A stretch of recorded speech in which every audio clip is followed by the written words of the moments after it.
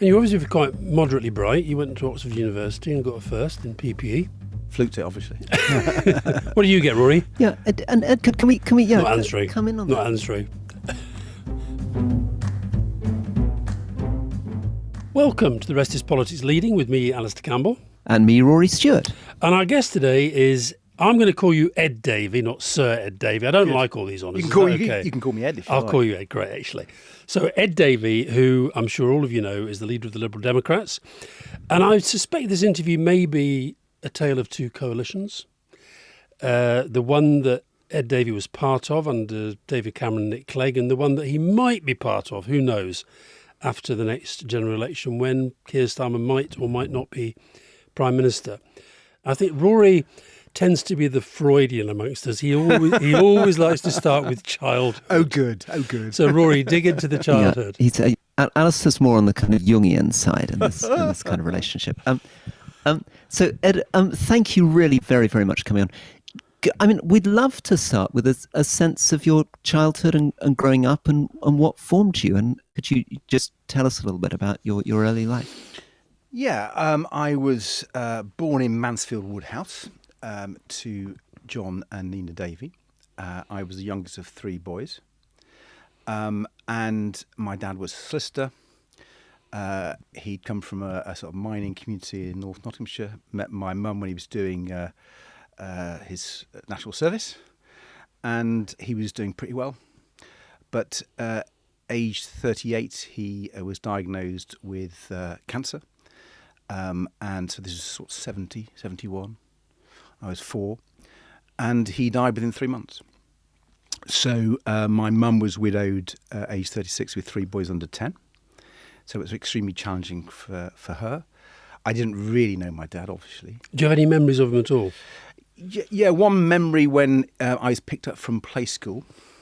He was in the back of the car with a large overcoat because it was the winter and he was obviously being treated and that was affecting him. So that's about the only real memory I have of him. I'd been elected for a while and I was going through some photographs of my lovely Nana one day, 20 years ago, and I found a press cutting of him. And it was my dad speaking to the Sutton and Ashfield Liberal Association. Oh, Lord. In the 50s, saying that only the Liberals understood the NHS. Ah. And it was a real moment because I'd have thought he was a Tory. Because he'd gone on, my mum used to say he used to play snooker at the local Tory club. But he clearly wasn't. Oh, okay. And that meant that, you can imagine what that meant to me. Yeah, absolutely. Even if he was wrong, it's actually Labour that service. And then, so he died, and then your mother died as well when you were in your teens. So obviously I was close to Mum. Mum was bringing 3 of us up. And then she got breast cancer, had a mastectomy. And then when I was 12, she was diagnosed with secondary cancer on her bones. And that's not unusual for women who have breast cancer. But it's a very painful cancer.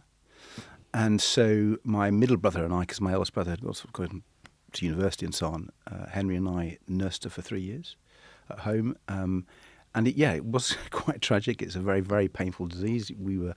I have to administer morphine.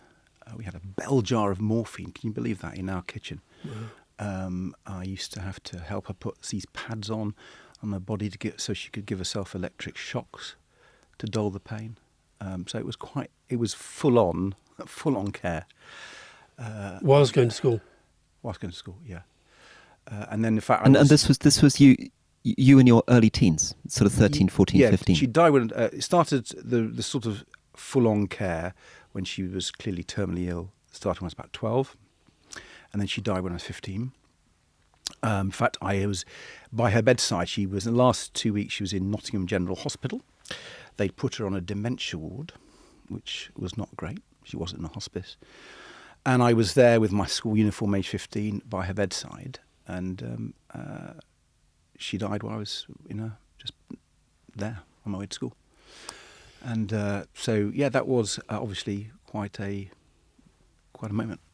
What's this meant for the way that you think about life, about death, about families? I mean, how's it made you different, do you think, from other people?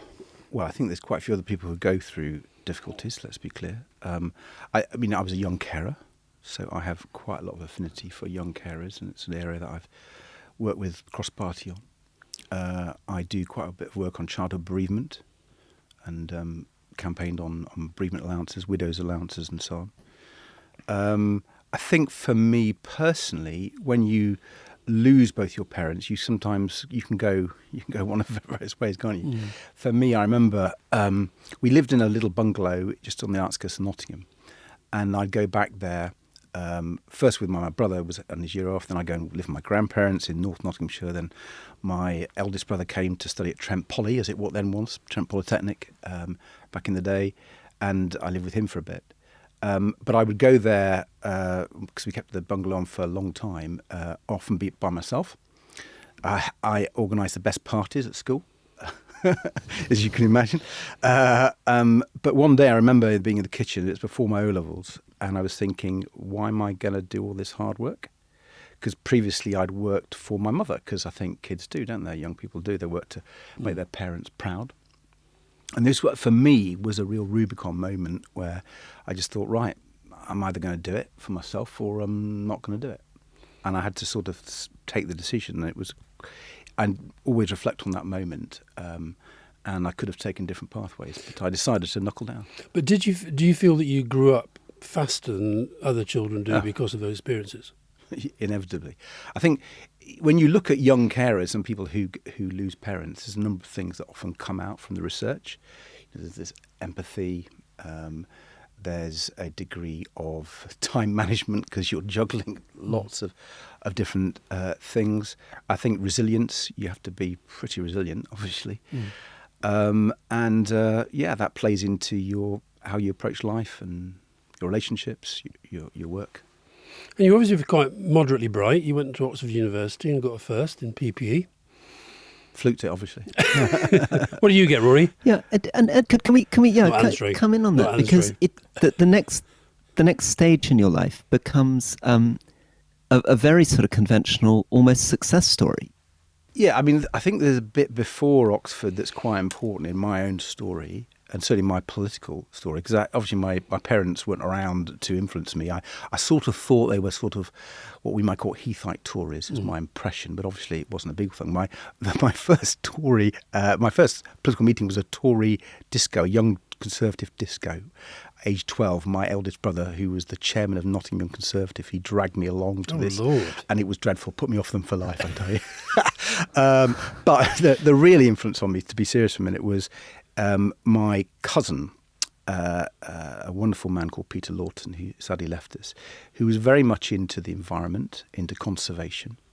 He worked particularly in developing countries on family planning, the rights of women, female education, and healthcare, primary healthcare in many of the poorest countries in the world. And his commitment to global justice, to the environment, was something that really influenced me. And then I had a year off between school and university where I travelled a lot, hitchhiked and bummed around a bit. And I read quite a lot, and I read a book called Seeing Green by Jonathan Porritt. It had one page on climate change and the rest on lots of other aspects of environmental politics. And I went up to Oxford. This is slightly non-conventional, Rory. I went round Freshers' Fair, and the only thing I joined was the student ecology group. And my first bit of political spin, Alastair, was to change its name to Green Action. Not bad. How does that rate? A lot better. So that was how I sort of got in, and I went to different places at Oxford Traditional. I didn't like the Oxford Union, didn't join the Oxford Union. I went to Oxford Labour Club, didn't join that, didn't join any political organisation actually at Oxford. But if you'd have said to the Ed Davey, aged 18, 19, going to university, you will be a politician, would you have thought that was possible? Possible, but not likely. So I got the odd job here.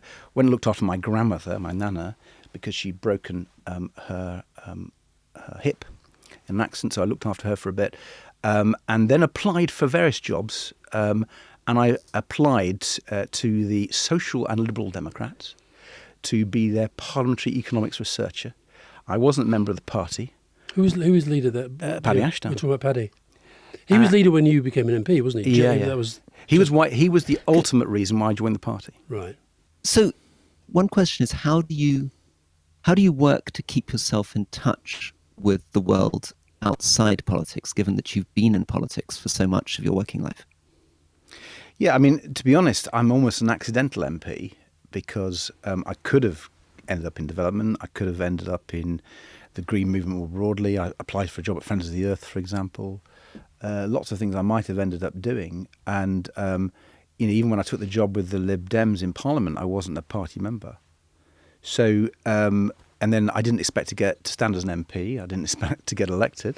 So it's all been a little bit accidental. And I think that's meant that I've always sort of been pretty in touch with, my family and my community.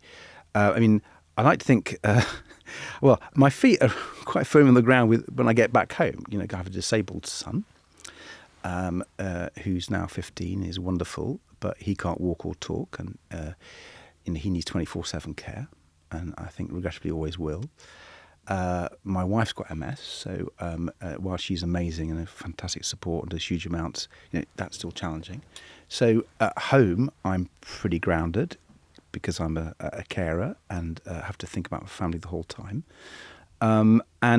If you're a Lib Dem, and I don't mean this in any disparaging way to Labour or Conservative colleagues, not at all, but you tend to get re-elected by being really hard-working in your community in a way which, if you're a Labour MP or Conservative MP, you have quite a bit of a push, from the National Party. You get much less of that in the Liberal Democrats, and so you really have to earn your spurs. And that means being engaged, doing lots of advice surgeries, knocking on doors, being as involved in your community as you possibly can. So, and to be honest, I really like that. I enjoy that sort of what we often call community politics. I like that bit, and that keeps you grounded. I know we do want to come back to talk about your son and how you deal with that as a politician as well as a father, as it were.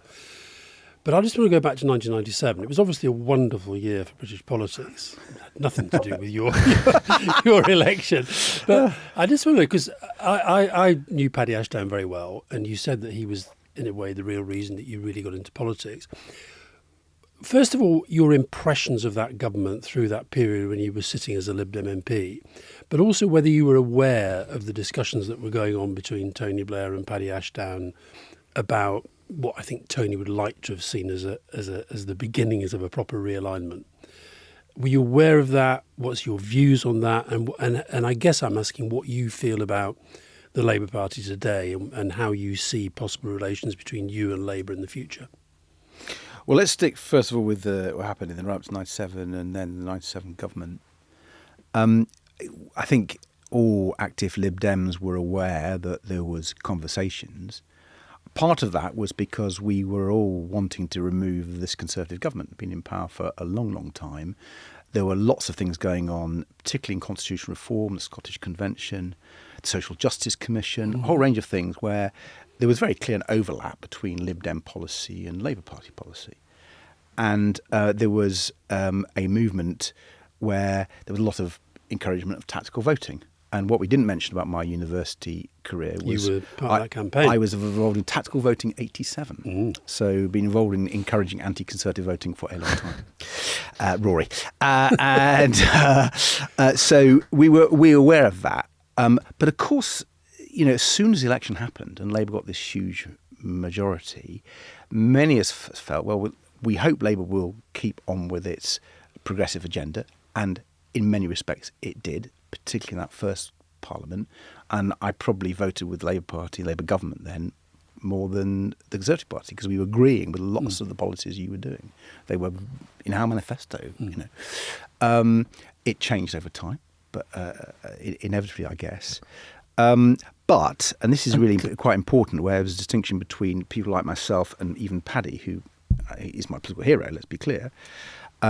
We were suspicious of a Labour government that had a huge majority, which wasn't delivering on things like electoral reform. You had the Jenkins Commission that wasn't delivered on. And so the key parts of that reform agenda, which never happened, and as we began to sense a bit more of a illiberalism coming in, particularly from the Home Office, the distances grew. But at the start of it, there was a lot of meeting of minds. So tell us a bit about what, from your point of view, was less good about the second half of that Labour government compared to what you liked in the first half. Well, first of all, the first half, I thought its biggest problem was it was very cautious.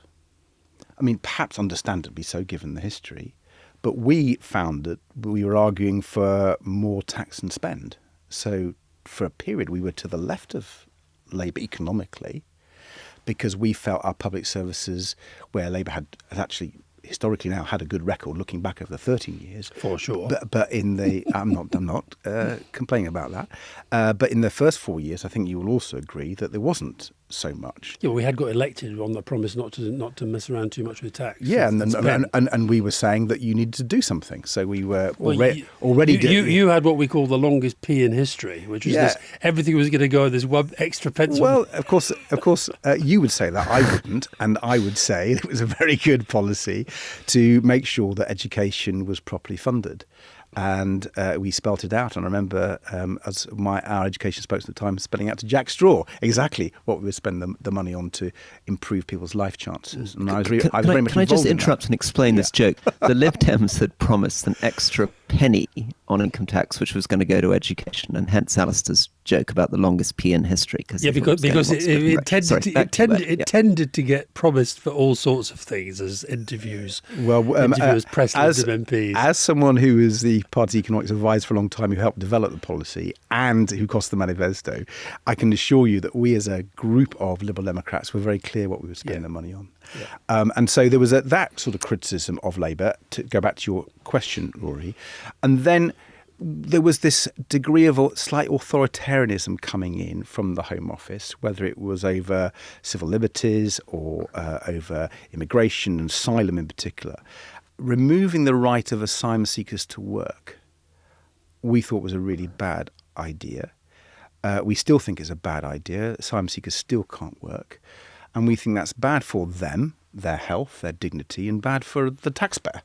And so we objected to that. That's a good example.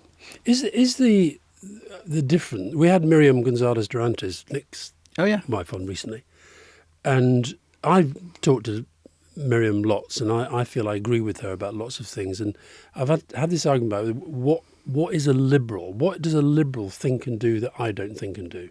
Okay, well, I'll tell you what my liberal is. I can really put it in a nutshell. I think liberals are about empowering people. I believe that. And holding the already powerful to account. I believe that. So it's about power and how you give power to ordinary people and how you make sure the powerful have to be accountable for how they use the power. I believe that.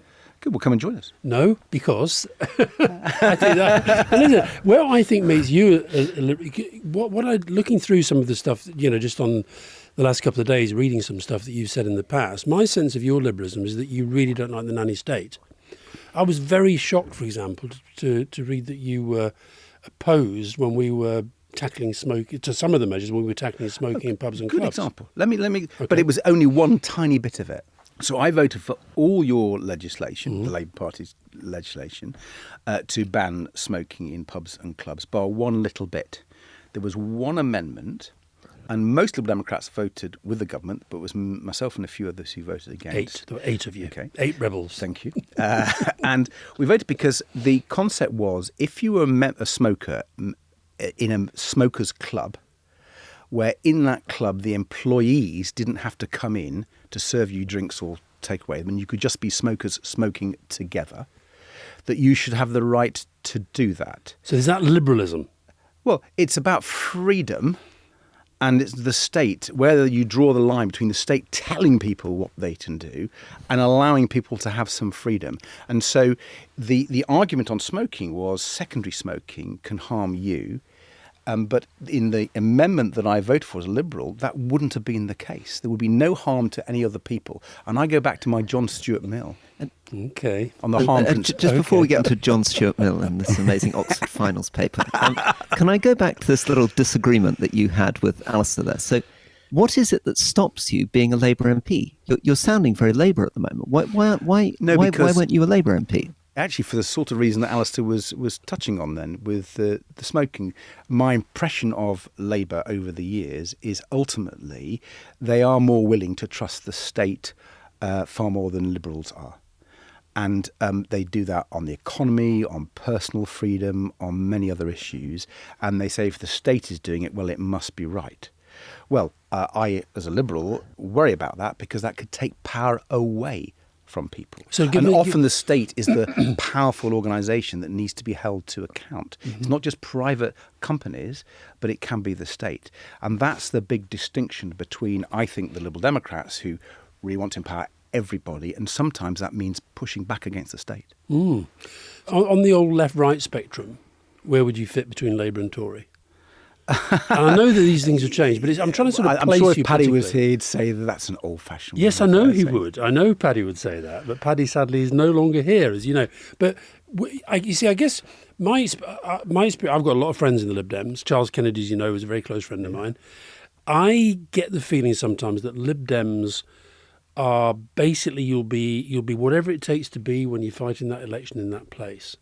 So, for example, give you an example. I was talking to somebody this morning about housing, and they were saying that they have a real worry if there is a Lib-Lab coalition after the next election, because they think if you guys get all the seats that you need to get to be maybe part of a reforming Labour-led government, you're going to have to win a lot of these seats where at the moment your candidates are going around telling Tories, no, I don't agree with building any new homes either.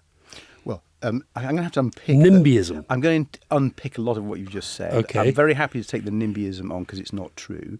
But first of all, this concept that the Conservatives are consistent over time and everywhere. I never said that. Nonsense. I never said that. And the Labour, I did not say that. And the Labour Party consistent everywhere is nonsense. You guys accuse the Liberal Democrats of doing that, and actually I think you guys are more guilty. No, it's easier for the Lib Dems, though, isn't it? Because you know where you need to win. And where you need to win, the seats that you can win, most of them you're going to be up against the Tories. That's right, isn't it? Well, it is true in this coming election that the vast majority of seats we can win and the seats we can hold our opponents, the Tories. There are one or two exceptions. It's Sheffield Hallam, where we're against Labour, one or two other seats where we might take on Labour, depending on how the cards go, and there's a few against the SNP. But fundamentally, you're right. Yeah. I've fought the Conservatives all my life, and going back to tactical vote 87, before I was in a political party. And I want to remove the Conservatives from power. And to take on the NIMBYism, I don't want that to go over that. We want to build more houses. The question is, what type of houses and where? The current system initially was very top-down, although the Conservatives have changed that a bit, but it's still very much a developer-led system. Liberal Democrats believe in a community-led system.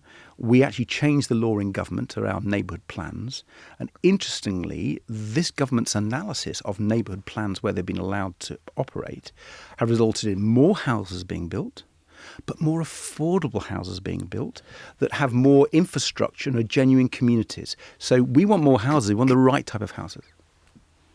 Can I just sort of pull you up on a really interesting... So I was a huge fan of the neighbourhood plan. And when you say you did it in government, you obviously mean you did it in coalition with the Conservatives when you were in the same government. Yeah. What I'm trying to understand is, how does it work with Lib Dems claiming credit for stuff when they're in coalition and then rejecting other stuff in coalition? How do we know what you did and what the Tories did? To be honest, Rory, I tend to find that Conservatives claim credit for all the things that we initiated.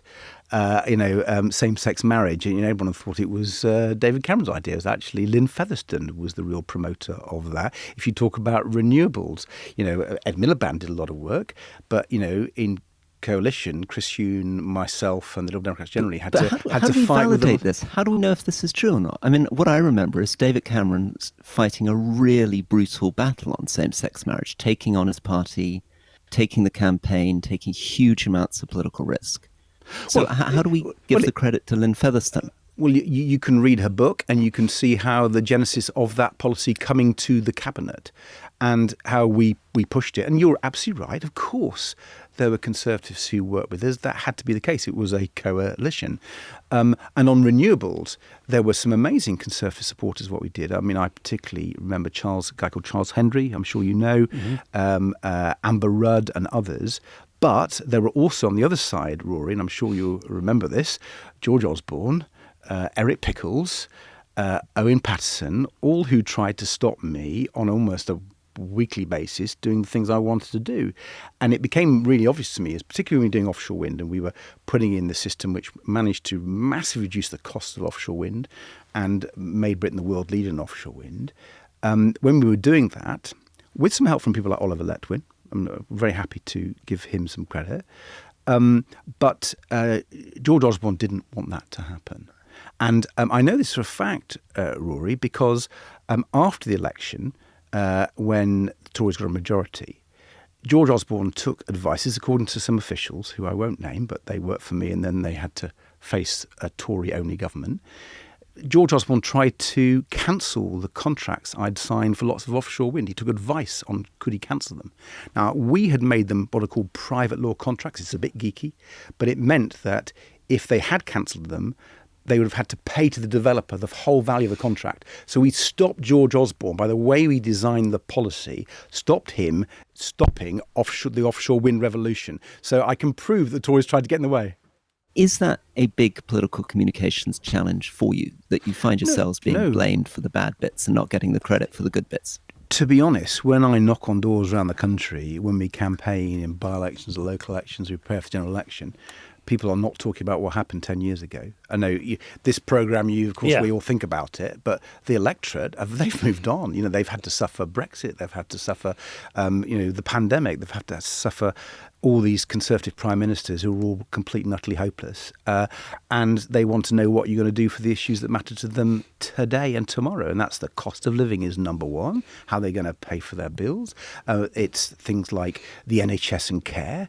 And so as leader of a political party, I think, understandably, focusing on what the concerns of the electorate are. And almost no one says, what happened in 2012. No, but what they might do is say, I didn't really much enjoy that coalition experience. I don't think that worked very well. Some might say they thought it worked well, but I think what people want to know is how could a party that supported people like George Osborne and propped up people like David Cameron and George Osborne, are we now going to trust those people to prop up a totally different sort of government?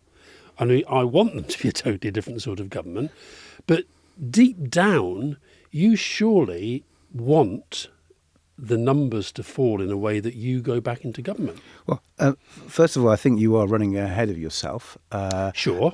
Way ahead, if you don't mind me saying so. We've got to campaign for that election and make our case as an independent, proud party with our Liberal Democrat values. But will you focus particularly on those seats where you have to win, of course, where you can win? Of course, that's rational. What we all do, isn't it? But going back to the Conservative coalition, let's remember, and I'm glad I'm able to put this on the record yet again. I fought the Conservatives all my life. Being in coalition government, for me at least, and for a number of my colleagues, was extremely difficult. It was one of the most difficult things that I've done in my political career, because I disagreed with them, with some of them, a lot. Not with people like Rory, actually, and there were a few that helped make it work. Most of them have been expelled from the Conservative Party by Boris Johnson. Mm. But you went through the coalition. You've described it as an experience you didn't particularly enjoy. But the truth is, for you to get power, the ability to make change for the people who vote for you again, you're probably going to have to do it with a Labour government, with a Labour-led government. Otherwise, if Labour get another landslide, you're going to have less power, less ability to make change. So therefore, is there not a part of you that wants that to happen? Well, I think there's several things to say about that. First of all, you can, from the opposition benches, make change and influence people. I've heard you in a number of areas talk about campaigning MPs, David Steele, the Abortion Act, most recently Vera Hobhouse, Liberal Democrat MPs making difference and making change, right? So let's be clear, it's not all about getting into government. But the other thing I'd say about this whole future debate is, having been around a long time, as you kindly reminded me, I've seen a lot of Liberal Democrat leaders approach elections. 7. And you've seen 7. Indeed. And that's quite a lot, actually. You're the 7th. The thing that I've noticed, the most successful ones don't spend all their time worrying about what happens after the election. Agreed. The most successful ones focus on the job in hand. Correct. In my case, being as many Conservative MPs as possible and talking to the voters, rebuilding that trust, setting out our store on the cost of living, on the NHS, on sewage or whatever it may be, and I think political reform as well, electoral reform, and therefore making sure that however the cookie crumbles after the next election, we have many more Liberal Democrat MPs to champion their community and to champion Liberal Democrat values. And that is what I'm going to be laser-beamed focused on. Can you tell us, what went wrong in 2015 and 2019? Because it seems to me that the basic theme of British politics is that it's in the centre. 2019 comes along, you're handed this fantastic opportunity of running against two complete lunatics, Boris Johnson and Jeremy Corbyn. It should be the ideal moment to make the case for the moderate Liberal centre because these populist extremists are running the two main parties. And again, you fail to pull it off. What's going wrong? Well, I think every election is different. And so, if I may, I think 15 was different reasons for 1915. We knew when we went to coalition was going to harm us politically. We talked to our sister parties in Europe, our Liberal parties, about their experience of coalition, because there are many have been in government either as a senior party or junior party. And they said, look, if you're the junior party in coalition, you get the blame for everything that goes wrong and never get the credit. That's traditionally what happens in coalition. So we knew we were going to get a hit. But I think the biggest mistake we made was not to make it clear that we were pretty uncomfortable with aspects of the coalition, that we disagreed with the Conservatives a lot. Hard to do that, though, when you're part of a team. It is, because we were trying to make the coalition work, so you could cooperate. But the lesson that when you talk to some of our sister parties across Europe is that they said, you needed to make it clear that you were having disagreements. I tried to get the wind industry to take Eric Pickles to court, a fellow cabinet member. So I was in a total agreement. And I said after the 2015 election, because I was very, very loyal to Nick, because I think, whatever people think about him, I think he was a brave and courageous party leader. I said, look, if you're in the middle, you've got to be highly visible. If you're in the middle of the road, you better put on a fluorescent yellow jacket. And we didn't. And I think we reduced and minimised the differences we had with the Conservatives. And that meant people didn't see us as a distinctive independent party. And that was a huge mistake in 2015. Mistakes in 2019 were different. Do you feel that the Liberal Democrats got into power as part of the coalition and the Tories were playing you a lot of the time? That's how it felt to me. Well, I was trying to play the Tories. As I say, I fought them every day of the week doing my jobs. And I tried to outmaneuver them, and many times I did, and many other colleagues did. I think the biggest problem, the criticism I've just made of ourselves, was we didn't show and tell people about those battles. And I think that, if you are an independent, different party, which we very much are, you need to make sure that people understand that. So can I fast forward to 2019 again? So we've got Boris Johnson, populist. He's come in, he's prorogued Parliament, he's lied to the Queen, he's doing all this, he's challenging the Supreme Court. You've got Jeremy Corbyn doing whatever bizarre stuff Jeremy Corbyn's doing. Brexit is in full meltdown. Why is that not your moment, 2019? Why is that not the moment where the Lib Dems come romping through to victory? I mainly blame first past the post system. Because, and let me take you through the thinking, because it's a thing that we grapple with in the Liberal Democrats, and it's slightly different from you guys from bigger parties, right? But from our perspective, it really hurts us.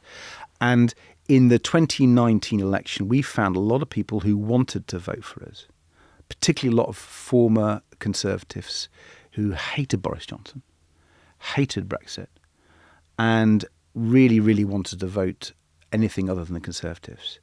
But they were scared rigid about Jeremy Corbyn.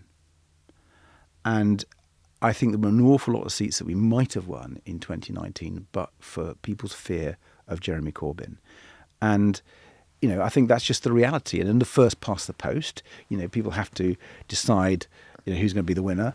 And, you didn't need many people to decide, originally they were going to vote Lib Dem and can't afford it because of Jeremy Corbyn, the danger of him becoming Prime Minister, even though a Labour MP couldn't get elected in that constituency. And they switched back to the Tories. And that's been a real problem for us. We tended to do better when the Labour leadership and the Labour Party is more electable. Why did we do better in the years of Tony Blair, in the years of Gordon Brown? Well, because Labour was more credible then. When do we do badly? When you have someone like Michael Foot, and Jeremy Corbyn. And arguably, though, I think they're very different from Michael Foot and Jeremy Corbyn, Neil Kinnock and Ed Miliband. And give me your assessment then of Rishi Sunak and Keir Starmer. Well, I think Rishi Sunak is completely out of touch. He's clearly a bright guy. He's got more integrity than Boris Johnson, though that's quite a low bar. But I think he's prisoner of the Conservatives. He looks really weak to me. And as I've made clear on countless occasions, I want the Conservatives out of government, and my job is to beat as many of them as possible in the next election. So, Keir, I don't know very well. I don't know Rishi very well. I observe him like you do. You probably know him way better than I do.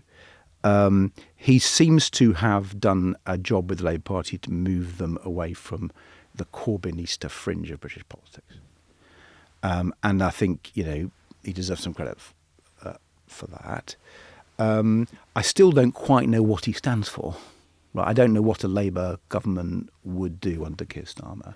And, my job isn't really to worry about him. My job is to make sure that the Liberal Democrats perform as well as possible. So I spend my time thinking about our target seats. But you said just pick up. You said a moment ago that you do better when the Labour Party looks electable.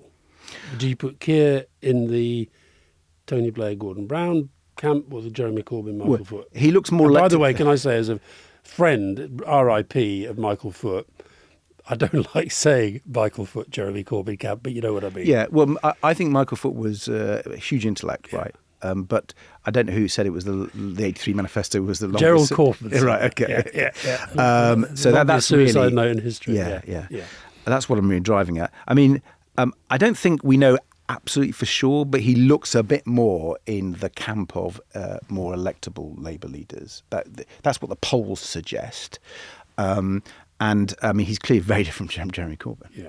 You come from a very particular generation. In your 20s and 30s, you're the generation that came out of 1989, fall of the Berlin Wall, rise of the great idea of a liberal global order. Ultimately, Tony Blair, Bill Clinton, were all believing in free markets. And then the whole thing came crashed down with the financial crisis, crashed down with the rise of social media, rise of populism. What lessons have you taken from it? And what does that mean for what you're going to propose in the future?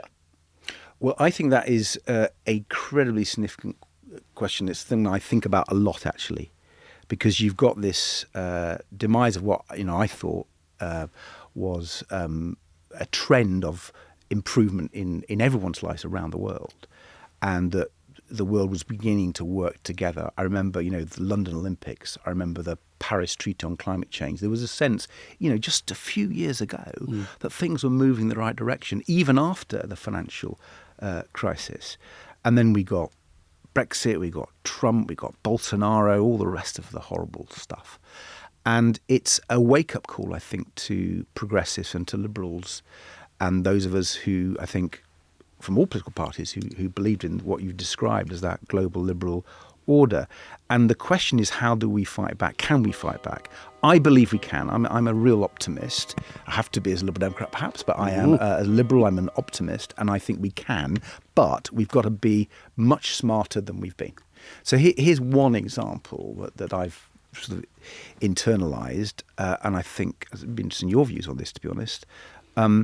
What the authoritarians do and the populists do is they speak to people's hearts, but obviously in a way which appeals to people's, I would argue, their worst prejudices. But they use emotion. And what Liberal Democrats and liberals and progressive and social democrats do a bit too often is they talk about the evidence and the reason, the rational argument. Vital, but they never get to the emotion. And if you want to win in this global battle between liberalism and authoritarianism. You've got to take people with you. They've got to believe that there's hope and there's optimism and that you care about them, and you're not some sort of liberal elite. And I think, I'm sure all of us do, to be honest. I mean, that's what motivates us, isn't it? We want to make lives better for everybody in the world. And therefore, we've got to be smarter in how we make our arguments. So Ed, I'm completely with you that you've got to develop more emotional communication. But let's get to the core of the policy itself. How, for example, did the 2008 financial crisis change your view on economics? I think the 2007-2008 financial crash was largely a financial sector crash.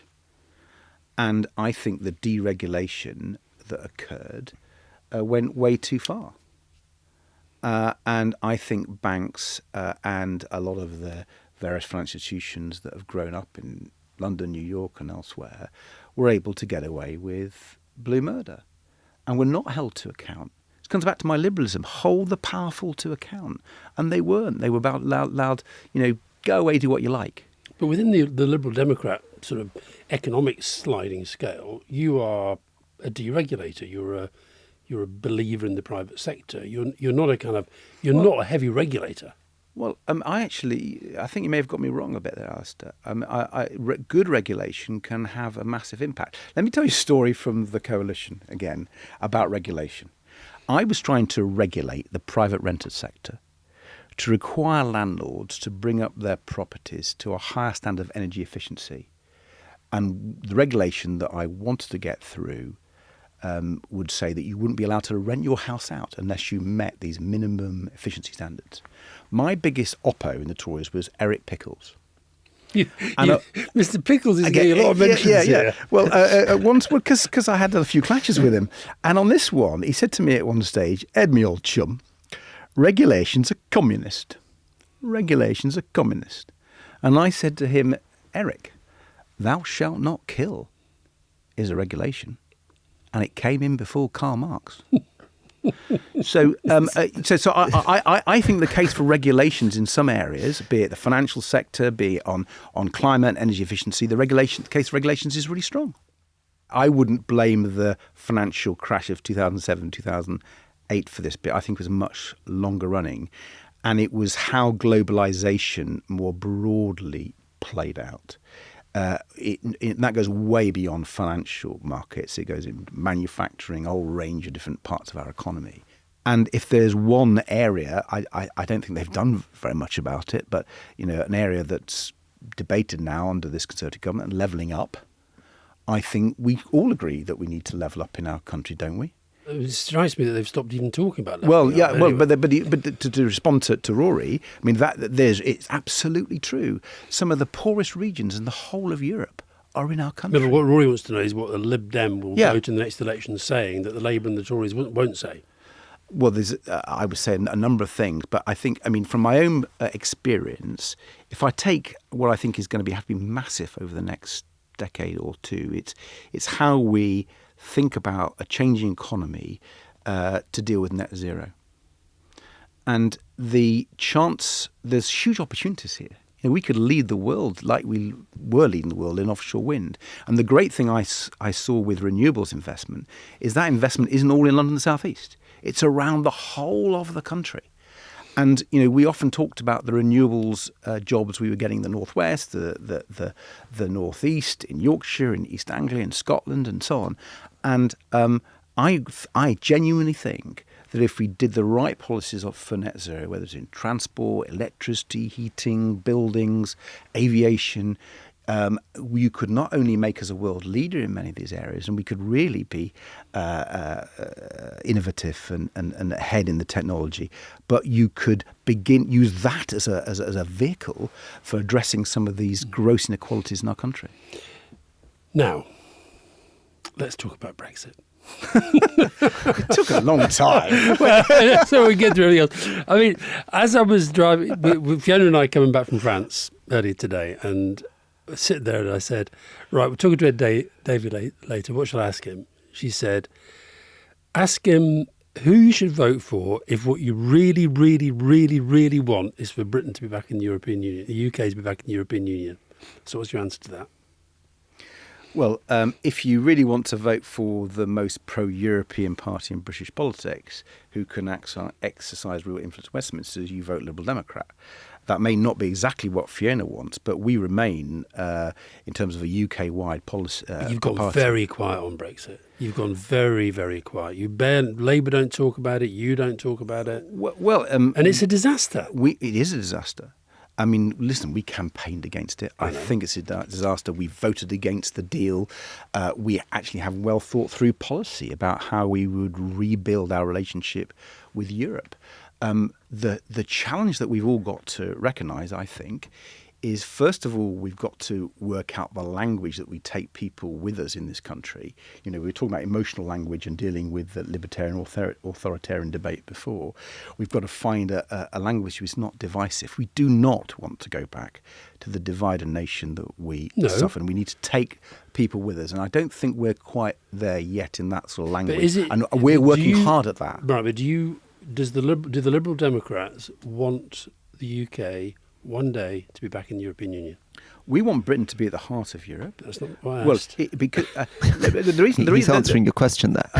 The reason why I do it like that is it's going to be a journey, because I mentioned the language that we talk about this to rebuild the pro-European case in Britain, and I take that very seriously, and we massively contribute to it, I think. But there's also the other side of the coin, which never gets thought about, which is how European countries and politicians think about us. You know, thanks to Messrs Johnson, Truss and Sunak, and most of the Conservative Party, with a few notable exceptions like Rory, they've just lost trust in us. Mm-hmm. And, they're going to take more than just a change of government to simply go, oh, right, that the British nation wants to be part of Europe again. And we've got to find a way to reach out to our European colleagues. And so when I talk about this, as a passionate pro-European, I talk about rebuilding that trust, rebuilding those relationships, so we can cooperate more on trade and security and climate and all the many things that are absolutely in our national interest. Well, I guess maybe this is a lead back into where Alastair wants to go, which is, that sounds to me like a wrenching shift in the Lib Dems. I mean, I remember you in 2019 being the absolute standard bearers for rejoining the European Union. And it now looks like you're very, very cautious about saying the kind of things that somebody like Alastair would instinctively want to hear. And is that not a bit of a problem? I think we're really credible on how you face up to this issue, taking the UK with us, because I don't think anyone wants to go back to those divisions, and facing up to the reality of where European politics is at. But that comes from a very pro-European position. We haven't given up on the idea that cooperation with our neighbours is our interest. We're an internationalist party. No, I get that, but both you and Labour, I think, are missing huge open goal in going out to the people and explaining. I get you've got to get the emotional language right. They've been sold a pup. It's a disaster. It's damaging them and their lives and their livelihoods and their public services, and we've got to fix it. Yeah, well, I mean, to a certain extent, we do say that, but to a very sotto voce. Well, no, because I tell you, listen, when you know this, you've been a campaigner all your life, Alastair. When you talk to people on the doorstep, what are the issues that come up that we have to address? Cost of living. And cost of living. Health service. And health service. They're all affected by Brexit. Of course they are, but not exclusively. No. And to suggest that they are, frankly... No, I don't suggest that. Well, and therefore, because voters don't know that it's not just the European thing that's affected the health service. The Conservatives have made a complete hash of it. Cost of living, it's not just what's happened in Ukraine and so on. It's a lot of very poor economic policies. They want to know what you're going to do about that. They want to know how you're going to help them pay for their food bills, their mortgages, their rent, their energy bills. They want to know, when they're going to get a GP appointment. Can they get an NHS dentist? It seems to me reasonable for a political party who wants to beat lots of Conservatives to point out where they're failing people on the issues that matter most to people. Okay. Now, in our proposition next election, yes, of course, we will also set out our European agenda. We're not hiding it. We've passed detail. Come on, the Liberal Democrats. One of the things we like to do is pass policy. We have got lots of policy. What I want to do is to make sure we're connecting that to people, to rebuild trust in politics in the Liberal Democrats, and that's why a lot of our campaigns are reflecting the concerns of people. This is my penultimate question.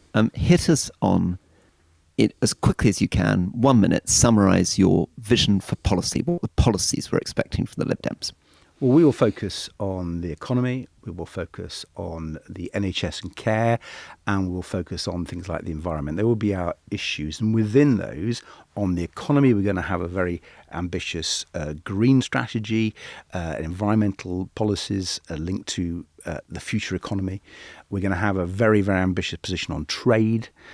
Because our trade position is in a dire straits. We're going to do a lot on small businesses who feel pretty neglected. The self-employed in particular feel incredibly neglected by this government. So those are the sorts of things on the economy. There's plenty of others, but they are sort of some of our key areas.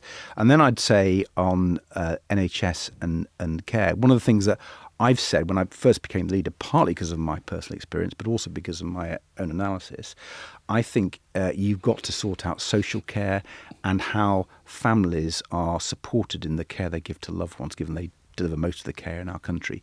And if you don't sort out that, you'll never sort out the NHS. So my sort of soundbite is, if you care about the NHS, you've got to care about care. And that's the sort of professional social care that everyone talks about, from care homes, domiciliary care and so on. We need to deal with that aspect of it. But I think the family carers is the bit that's not talked about enough. The carers allowance is a scandal. It's so low. The level of support, the respite care is dreadful. And if you look at mental health among family carers, you look at poverty, if you look at the way women have to do so much of the caring, you can deal with so much in our society if you get policy right for family carers. Now, my penultimate question, it won't surprise you, is about Brexit. I would ask you this. What on earth was Joe Swinson doing in gifting Boris Johnson the election that he'd been gagging for, just at the moment when the People's Vote campaign, which you were involved in and I was involved in, felt like it actually finally got the momentum that it needed? And she comes out and says, we've got to have this election because I can be Prime Minister. Madness. I think that's slight rewriting of history.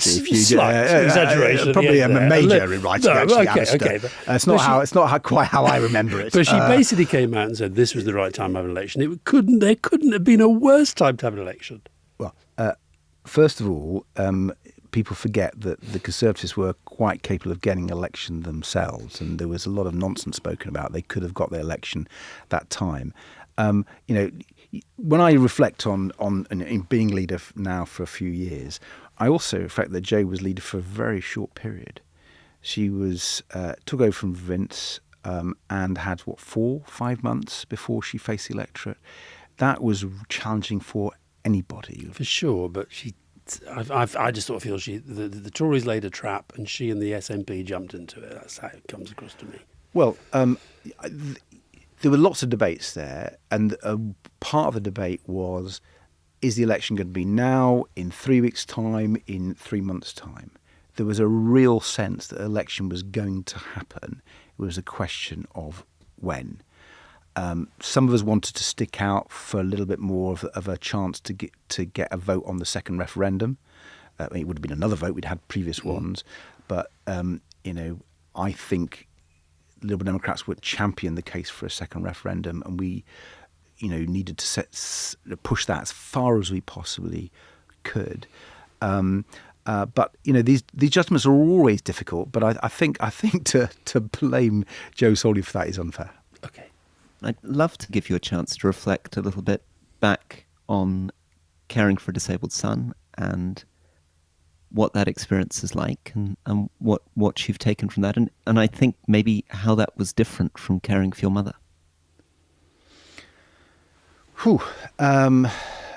Well, caring for my mother was mostly fairly tragic. I got to know her really, really well, and so I became very, very close to her because I'd lie on the bed and talk to her for hours.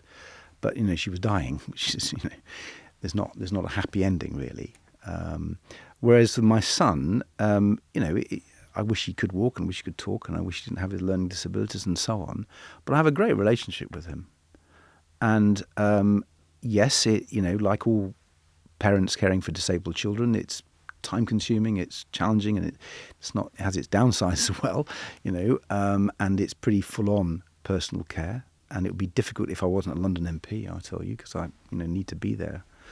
But I have a great relationship with him, and it might sound odd to you, but we joke about his naughty parrot. I bought him this parrot that talks back to him, and it's a big thing, his naughty parrot.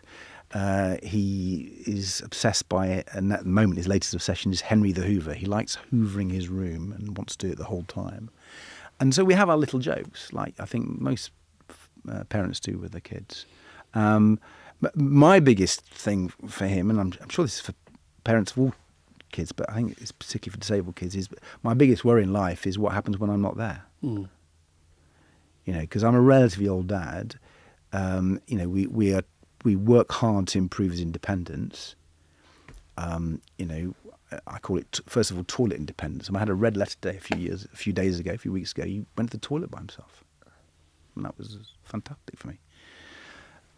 His speaking, we originally thought he'd be non-verbal. He says a few words now. He's under some amazing speech and language therapists. He's beginning to put sentences together so he can express what he wants. So I want to make him as independent with all these amazing people, so that when I'm not here, he can be as independent as possible and express his concern and tell people who love him and care for him what's happening. So, I think when you are a carer for your child, I guess it could be for any person you love, you do worry about what happens when you're not there, and you try to do as much as you possibly can without, you've got to live in the moment as well and enjoy that. But you have to think and you have to plan. But I was, Fiona, something else Fiona and I were talking about on our long drive back was because we talked about this and your son and what that must be like, because there we weren't party leaders, we were working for a party leader with 3 healthy, able-bodied children doing well at school, and yet found the pressures of parenthood sometimes overwhelming. And I think Rory feels the same, that sometimes that just as parents of healthy, able-bodied children, the full-time commitment that you need to work in campaigning, and you're going to be leading a party in a pivotal general election campaign for this country's history. I don't know how you do that. The main answer is my wife. Right. I mean, Emily is fantastic. But you're going to have to campaign, and at the same time, I mean, how much time do you envisage spending with your son when you're out on the campaign trail? Not as much as I like. But, we have carers who help us. And that's challenging because finding carers is not always easy. We have family who help us. And, when you are caring for everyone, it's happened with my mother, it happens with John, you find people who are just amazingly wonderful and supportive. I mean, when my mum was ill, it was the Malhotra family across the road and the Doughties, who were a few streets away, who were just friends of the family, who'd come with either curries or with lasagna Isn't or whatever. That amazing? They've both got the names of Labour MPs.